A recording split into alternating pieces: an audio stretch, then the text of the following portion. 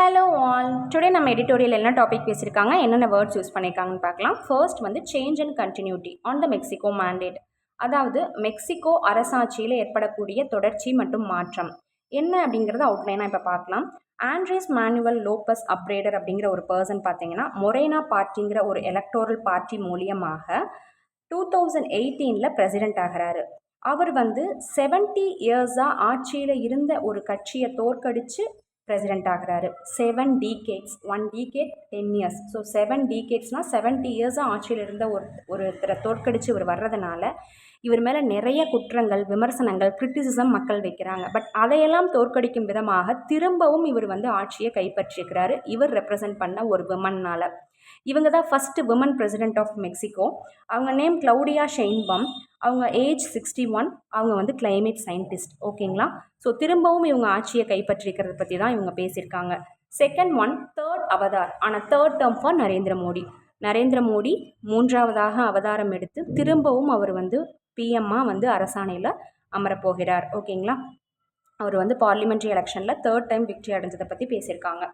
First நம்ம 1 by 1 words என்னென்னு learn பண்ணிக்கலாம். First one, endorsed. என்டோஸ்ட்னா நம்மளுடைய சப்போர்ட்டை பப்ளிக்காக டிக்ளேர் பண்ணுறது, நம்மளுடைய அப்ரூவலை பப்ளிக்காக டிக்ளேர் பண்ணுறது தான் வந்து என்டோஸ்ட். ஓகேங்களா? இதுக்கு நான் க்ளூ ஃபிக்ஸ் பண்ண எனக்கு வரல. ஸோ உங்களில் யாராவது க்ளூ இதுக்கு தோணுச்சுன்னா கண்டிப்பாக கமெண்ட் பண்ணுங்கள்.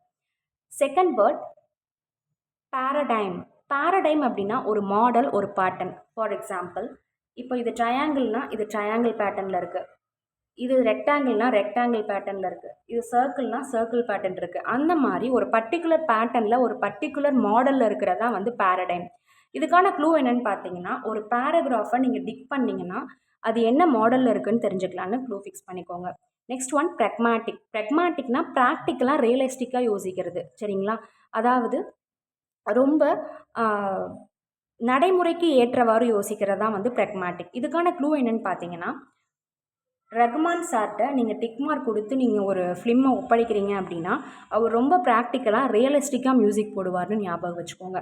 Next one, handouts. ஹேண்ட் அவுட்ஸ்னால் ஒரு எய்ட், ஒரு பெனிஃபிட். ஓகேங்களா? சேரிட்டி, நிதியுதவி சொல்லுவோம் இல்லையா? For example government handouts அப்படின்னா கவர்மெண்ட்லேருந்து, அரசுக்கிட்ட இருந்து கிடைக்கக்கூடிய ஒரு நிதியுதவி. இதுக்கான க்ளூ என்னென்னு பார்த்தீங்கன்னா, ஒரு ஹேண்ட் வந்து அவுட்டில் கொடுக்குது அப்படின்னா அது வெளியிலேயே தெரியக்கூடாதுன்னு சொல்லி ஞாபகம் வச்சுக்கோங்க. ஒரு ஹேண்ட் கொடுக்கறது அவுட்டில் தெரியக்கூடாதுன்னு ஞாபகம் வச்சுக்கோங்க. நிதியுதவி, சேரிட்டி. எக்ஸ்டர்னல் டிஸ்டர்பன்ஸ் இருந்தால் மன்னிச்சிடுங்க, நான் டெரஸில் ஷூட் பண்ணிகிட்ருக்கேன். Okay, next one, jeopardise. ஜெப்பாடைஸ்ன்னு தான் அதை சொல்லணும். நம்ம இங்கே ஓ சைலண்ட், ஸோ ஜெப்பாடைஸ்ன்னு சொல்லணும். த்ரெட்டன் பண்ணுறது, அதாவது ஒரு ஃபெயிலியர்னால், ஒரு லாஸ்னால், ஒரு ஹார்ம், ஒரு தீங்கு விளையுமோ அப்படின்னு சொல்லிட்டு நமக்குள்ளே ஏற்படக்கூடிய ஒரு பயத்தை தான் வந்து ஜெப்பாடைஸ்ன்னு சொல்லுவோம். ஓகேங்களா? அதாவது ஒரு தோல்வி பயம், ஒரு இழப்பு பயம், ஒரு ஏதாவது தவறாக நடந்துடும் அப்படிங்கிற ஒரு பயத்தை தான் வந்து ஜெப்பாடைஸ்ன்னு சொல்லுவோம். இதுக்கான க்ளூ என்னென்னு பார்த்தீங்கன்னா, ஜியோ கம்பெனி இருக்கு இல்லையா, அவங்க வந்து ஏற்கனவே பாரடைஸ், ஹெவனுக்கு போயிட்டாங்க. ஸோ அந்த பயம் அவங்களுக்கு இருக்காது, எந்த பயமே அவங்களுக்கு இருக்காதுன்னு ஞாபகம் வச்சுக்கோங்க. ஜியோவோட மேட்ச் பண்ணிக்கோங்க.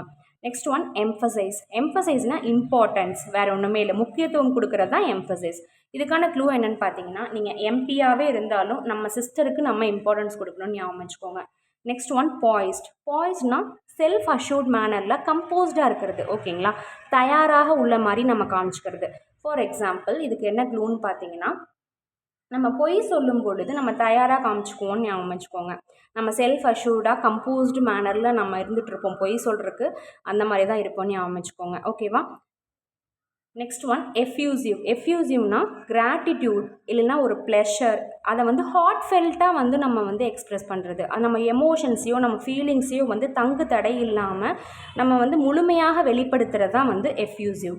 இதுக்கான க்ளூ என்னென்னு பார்த்தீங்கன்னா, என்ன ஒரு எமோஷன்ஸாக இருந்தாலும் அதை எஃபோர்ட் போட்டு நம்ம வந்து சிவபெருமான்கிட்ட நம்ம வந்து எக்ஸ்ப்ரெஸ் பண்ணிடணும்னு சொல்லி ஞாபகம் வச்சுக்கோங்க. ஓகேவா? எந்த ஒரு ஃபீலிங்ஸாக இருந்தாலும் எஃபோர்ட்டோட சிவபெருமான்கிட்ட நம்ம எக்ஸ்ப்ரெஸ் பண்ணிடணும்னு ஞாபகம் வச்சுக்கோங்க. அது கிராட்டிடியூடாக இருக்கலாம், நன்றி உணர்வாக இருக்கலாம், சந்தோஷமாக இருக்கலாம். அதை ஹார்ட் ஃபெல்ட்டாக நம்மளோட ஃபீலிங்ஸை வெளிப்படுத்துகிறதா வந்து எஃப்யூசிவ்.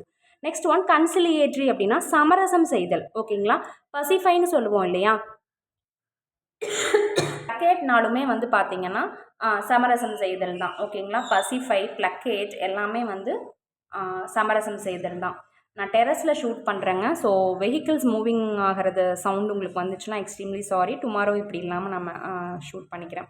ப்ளக்கேட்னாலும் பசிஃபைனாலும் வந்து சமரசம் செய்தல், கன்சிலியேட்ரின்னு சொல்லுவோம். ஓகேங்களா? இதுக்கான க்ளூ என்னன்னு பார்த்தீங்கன்னா, சில்லியான விஷயங்களுக்கு தான் வந்து ஒரு ஸ்டோரியே ஃபார்ம் ஆகும். சரிங்களா? ஒரு சில்லியான விஷயத்துக்கு தான் ஒரு ஸ்டோரியே ஃபார்ம் ஆகும்னு ஞாபகம் வச்சுக்கோங்க. ஓகேவா? நெக்ஸ்ட் ஒன் ஸ்ட்ரைவ்னா ரொம்ப ட்ரை பண்ணணும், ட்ரை ஹார்ட். சரிங்களா? நம்மளால் முடிஞ்ச அளவுக்கு வந்து நம்ம எஃபோர்ட் போடணும்னு சொல்லி ஞாபகம் வச்சுக்கோங்க. இதுக்கான க்ளூ என்னென்னு பார்த்தீங்கன்னா, நம்ம எந்த அளவுக்கு ஸ்ட்ரைக் பண்ணுறோமோ அந்த அளவுக்கு தான் நம்ம ட்ரை ஹார்ட் பண்ண முடியும்னு ஞாபகம் வச்சுக்கோங்க. அதாவது நம்ம முயற்சி பண்ணுறது அப்படிங்கிறது நம்ம ஸ்ட்ரைக் பண்ணால் தான் முயற்சி பண்ண முடியும் அப்படின்னு சொல்லி ஞாபகம் வச்சுக்கோங்க. நெக்ஸ்ட் ஒன் யுனானிமிட்டி அப்படின்னா ஒரு அக்ரிமெண்ட். ஓகேங்களா? ஒரு அக்கார்ட், ஒரு ஹார்மோனி. அதாவது எந்த ஒரு பிரச்சனையும் இல்லாமல் அந்த இடத்துல ஒரு ஒப்புதலான ஒரு மனநிலை இருக்கிறதா வந்து யுனானிமிட்டின்னு சொல்லுவோம். சரிங்களா? அக்ரிமெண்ட் தான் வந்து யுனானிமிட்டி. ஸோ இதுக்கு என்ன க்ளூ அப்படின்னு பார்த்தீங்கன்னா, அனிமல்ஸ் எல்லாமே சரிங்களா, அனிமல்ஸாக இருக்கிறதுக்கு தான் ஒரு அக்ரிமெண்ட் தேவைப்படும். சரிங்களா? அனிமல்ஸ்க்கு தேவைப்படாது. ஸோ அனிமல்ஸுக்கு தான் அந்த அக்ரிமெண்ட் தேவைப்படும், ஒரு அக்கார்ட் தேவைப்படும், ஒரு ஒப்புதல் தேவைப்படும் ஞாபகம் வச்சுக்கோங்க. நெக்ஸ்ட் ஒன் ஆம்பிகியூட்டினா தெளிவில்லாமல் இருக்கிறது, மிக்ஸ்டு ஃபீலிங்ஸ் இருக்கும், கன்ஃபியூஸ்டாகவே இருப்பாங்க இல்லையா, ஆம்பிவேலன்ஸ்ன்னு சொல்லுவோம். ஆம்பிவேலன்ஸ்னாலுமே வந்து பார்த்திங்கன்னா கன்ஃபியூஸ்டு ஃபீலிங்ஸ்லேயே இருக்கிறது தான் வந்து ஆம்பிவேலன்ஸ். ஓகேங்களா? So ambiguity in the sense தெளிவின்மை, அதே மாதிரி ஒரு மிக்ஸ்டு ஃபீலிங்ஸாக கன்ஃபியூஷனாக இருக்கிறது. இதுக்கான க்ளூ என்னென்னு பார்த்தீங்கன்னா, ஆம்பி அப்படிங்கிற ஒரு கேரக்டர் வந்து அன்னியன் படத்தில் ரொம்ப கில்ட்டியாகவே ஃபீல் பண்ணிகிட்டு இருந்தார். அதனால் அவருக்கு ரொம்ப கன்ஃபியூஸ்டாக இருந்ததுன்னு சொல்லி ஞாபகம் வச்சுக்கோங்க. நெக்ஸ்ட் எம்ஃபசிஸ் பார்த்துட்டோன்னு நினைக்கிறேன். நெக்ஸ்ட் ஒன் கவீட்னா எச்சரிக்கை, வார்னிங், காஷன் தான் வந்து கவீட். ஓகேங்களா? காஷன், வார்னிங், அதுதான் வந்து கவீட். இதுக்கான க்ளூ என்னென்னு பார்த்தீங்கன்னா, நீங்கள் கேவில் இருக்கீங்கன்னா கேவில் நம்ம ரொம்ப எச்சரிக்கையாக இருக்கணும், வார்னிங்காக இருக்கணும்னு க்ளூ ஃபிக்ஸ் பண்ணிக்கோங்க. நெக்ஸ்ட் ஒன் எரோஷன்னா கிராஜுவலாக டிஸ்ட்ரக்ஷன் ஆகிறதுங்க, டிமினியூஷன் அப்படின்னு சொல்லுவோம். டிமினியூஷன் அப்படின்னா படிப்படியாக குறைஞ்சிட்டு வர்றது, எதுவாகவே இருந்தாலுமே. சரிங்களா? ஒரு சப்போர்ட்டோ இல்லை வந்து பார்த்திங்கன்னா ஒரு பொருளோட சைஸோ வந்து படிப்படியாக குறைஞ்சிட்டே வருதுன்னா அதுதான் எரோஷன்னு சொல்லுவோம். சரிங்களா? ஸோ இதுக்கான க்ளூ எனக்கு ஃபிக்ஸ் பண்ண தெரியல, உங்களுக்கு தெரிஞ்சிச்சுன்னா நீங்கள் கமெண்ட் பண்ணுங்கள். ஓகே, நெக்ஸ்ட் வேர்ட் ஓவர்ஸ்டேட்டட் அப்படின்னா வேர்ட்லேயே மீனிங் இருக்குது பாருங்கள். எக்ஸாக்ரேட் பண்ணி பேசுகிறது, மிகைப்படுத்தி பேசுகிறது, மேக் மை பாயிண்ட். ஒரு பிரச்சனையை நான் மிகைப்படுத்தி எக்ஸாக்ரேட் பண்ணி பேசுகிறது தான் வந்து ஓவர்ஸ்டேட்டட். ஓகேங்களா? நெக்ஸ்ட் ஒன் கன்சென்சஸ், ஒப்புதல். இதுவும் கன்சென்சஸ்னாலுமே வந்து ஒப்புதல் தான். ஓகேங்களா? கன்சென்ட்னா தெரியும் இல்லையா, அக்ரிமெண்ட்னு சொல்லுவோம். ஸோ கன்சென்சஸ் இந்த சென்ஸ் வந்து பார்த்திங்கன்னா ஒப்புதல் அப்படின்னு அர்த்தம். நெக்ஸ்ட் ஒன் ரிஸ்ட்ரைன்னா வந்து ஒரு ப்ரிவென்ட் பண்ணுறது, கண்ட்ரோல் பண்ணுறது தான் வந்து ரிஸ்ட்ரைன். ஸோ திரும்ப ஸ்ட்ரெயின் பண்ணாமல் இருக்கணும்னா நம்ம அதை கண்ட்ரோல் பண்ணணும், ப்ரிவென்ட் பண்ணணும்னு சொல்லி க்ளூ ஃபிக்ஸ் பண்ணிக்கோங்க. நெக்ஸ்ட் ஒன் ரைவல்னா காம்படிட்டர். சரிங்களா? நம்மளுடைய ஆப்போசிட்டில் இருக்கிற காம்படிட்டர் தான் நம்ம ரைவல்னு சொல்லுவோம். இதுக்கான க்ளூ என்னன்னு பார்த்தீங்கன்னா, ஸோ ஒரு ரிவர் மாதிரி இருக்கணும், நம்மளுடைய காம்படிட்டர் வந்து ரிவர் மாதிரி இருக்கணும்னு க்ளூ ஃபிக்ஸ் பண்ணிக்கோங்க.